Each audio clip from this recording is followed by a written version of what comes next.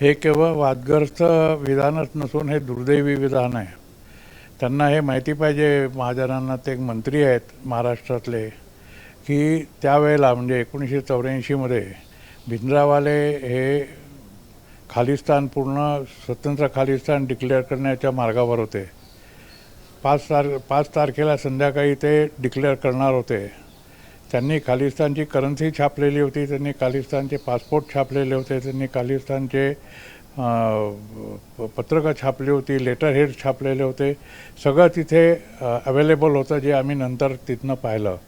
आम्ही लोकांनी तिथे जी कारवाई केली ती याच्याकरता केली की पाकिस्तानचा हा एक डाव होता की ज्या वेळेला भिंद्रावाले गोल्डन टेम्पलमधनं किंवा स्वर्ण मंदिरामधनं स्वातंत्र्याची घोषणा करतील, त्यावेळेला पाकिस्तान हा अमृतसरवर अटॅक करेल आणि अमृतसरला आपल्या कब्जामध्ये घेईल.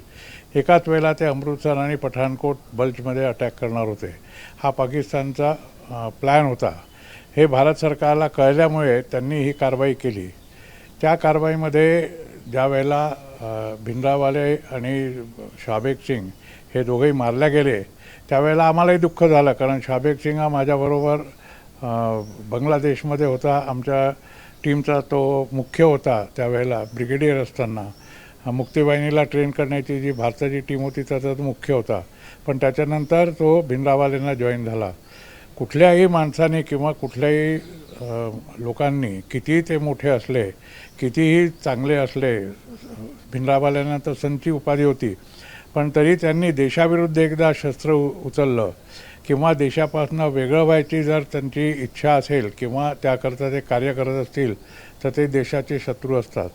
आणि अशा शत्रूंना मारणं हे देशाच्या सरकारचं कर्तव्य आहे. त्यावेळेला त्या सरकारने हे कर्तव्य केलं.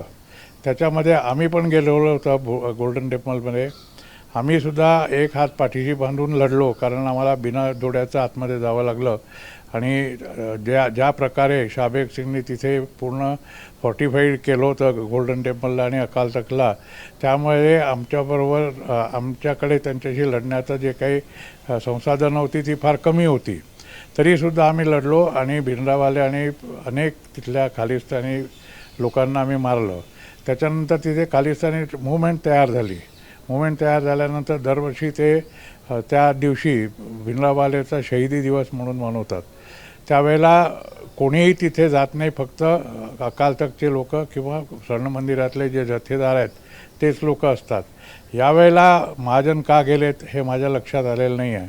कदाचित त्यांना पुढच्या वर्षी ते पंजाबमध्ये इलेक्शन व्हायचं आहे, त्यामध्ये त्यांना काहीतरी भाग पाहिजे असेल किंवा काहीतरी त्यांचा हेतू असेल की BJPला तिथे थोडंसं हे मिळावं, वर्चस्व मिळावं, म्हणून ते कदाचित गेले असतील. शीख लोकांची त्यांना सहानुभूती दाखवून मतं घेण्याकरता.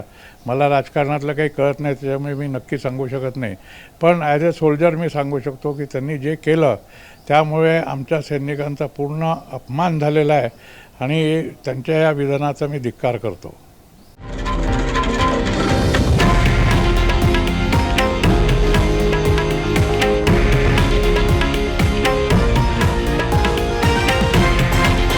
हे आहे देशातील नंबर 1 न्यूज नेटवर्क आणि आपण पाहत आहात TV9 मराठी, एकमेव.